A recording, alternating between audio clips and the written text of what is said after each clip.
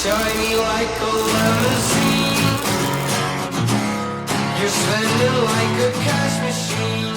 Hello and welcome to High Viz Health. I'm your host, Dustin Udowich, and today we're going to celebrate my dad's birthday. It's not his birthday. Father's Day. Not Father's Day. Ah, shit. We're going to practice what we preach, and I've got the perfect people to practice. Gratitude. Okay, before we get into Pops, let's talk about gratitude for a second. Don't turn the dial. If you don't have mindfulness inserted into your day at this present time, this might sound like fluff. But don't get it mixed up. In a very fast-paced world, a little mindfulness will move the meter on your mood, your happiness, and your energy. I want you to write down 3 things you're thankful for first thing in the morning. And I don't want you to feel selfish when you're writing. If a car or a shirt shows up on this list, so be it. Include the people in your life as well. Include things that have happened to you. There's so much to be grateful for if we're downloading the world in a certain manner. Now, what it's going to do by doing this first thing in the morning, it's going to train your brain to survey the world around you for all the awesome stuff happening to you. In other words, your mind unconsciously is going to be thinking, I got to fill up that gratitude list tomorrow morning. So let me digest some of this stuff as awesome. Let me look out for the awesome stuff so that I got a full list tomorrow. Because as we know, if you look for crap in your day, you're going to find it. If you are intent on defining that day as a crappy day, you will find the supporting evidence. The opposite is true as well. To a very, very, very high degree, happiness is a choice. If we're talking about food and shelter, okay, we got a slightly different conversation. We've got to meet some basic needs there. But a lot of the things that happen in our day is, it's going to come down to how we perceive those things. All right, you got your first task. Toss that into the morning routine, and let's see how that pans out. I love your chances. All right, let's transition a bit, but we're not going to get away from the happiness talk. I want to give you another direct pathway to higher levels of happiness. That is service to others. Sound familiar? One of GSI's core values, ensure client best value.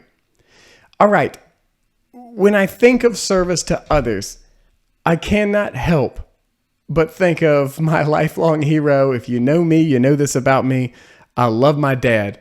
And I'm going to give him the shout out today on the podcast. Not only the shout out, but the spotlight. We're at a 200-foot cliff view. Pop would be the Minnesota Vikings. You're 8-8 or maybe 9-7. You're good and you're formidable. You might make the playoffs. Most likely you don't. You're decent. You're an average team. You get a little bit closer and you start saying, this dude more resembles the New Orleans Saints. All right, they're going to fill out 3 of your top 10 on ESPN Plays of the Week. They're exciting. They're going to get in the playoffs, but they're not going to put a ring on the finger. And then you get pretty darn close. And you realize, oh shit, this dude who I just couldn't have seen it from a distance is indeed the New England Patriots. He's got the recipe for success. He is Charlie Sheening year after year. He's got a system in place. And the dude cannot get a smile off his face. And then you get all the way up nose to nose and you realize, HTTWFT. Hail to the Washington football team. Pretty much because he's had a hip replacement, moving a little slower. Plus, I couldn't end that bit any other way. Cowboys suck. And as you delve in more, you realize how powerful service to others can be. Charity's not all charity, right? Think about how you feel when you stop to give somebody your time or you share valuable resources with somebody that's in need. It makes a major impact on your own psyche. It makes a major impact on your day.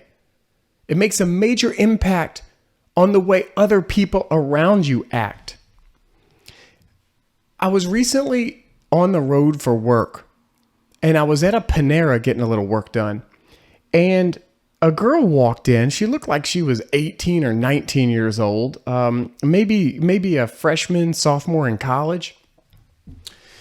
And I noticed this girl because she was approaching a table of a homeless guy, and I looked up and there just wasn't a hiccup in her step. It felt like she walked in through the front door and walked straight to this guy who, in conversation, I picked up on, she didn't know. She didn't know this guy. And you could tell she was talking to the guy about going to grab some food. Guy accepts. She walks him over there, grabs him food. He thanks her on the way back to sitting down. And she goes and has lunch with a friend that showed up a few minutes later. And I'm sitting there thinking like, damn, that girl didn't have hesitation to help. There was something in her that said, I have the power to impact someone's day, and I'm going to go do it. And all the little voices in your head that would keep you from going to do that, with like, how am I going to look to the people around me in Panera? What's going to happen with my interaction with this dude? He looks like, he might be a couple sandwiches short of a picnic. None of it stopped her. None of it slowed her down. You could tell that she's primed for service to others.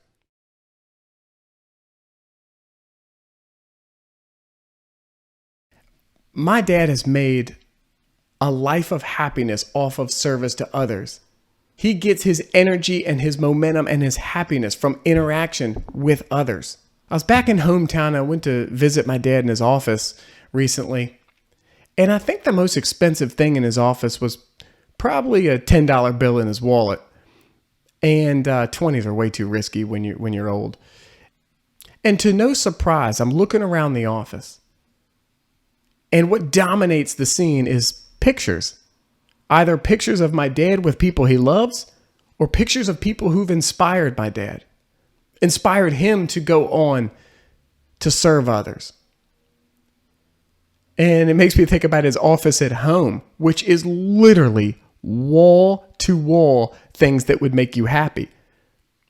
My dad hasn't surrounded himself with stuff. He's surrounded himself with the vibe. He's surrounded himself with people he cares about, people he shows gratitude for, the people he serves. I'm always telling people, don't wait to show gratitude. Tell somebody you love them and tell them why you love them. I'm taking yet another opportunity today to convey these things to Mark Udowich. Not only do I want to show gratitude for the person he is, but I want to acknowledge his service to others. And I want that to continue to be a strong influencer in my life. I threw together a really quick video to end this thing. Give it a watch. Let that vibe permeate into your day today. Send that text. Commit to that service to others. And watch your levels of happiness go through the roof. It's real and it's now.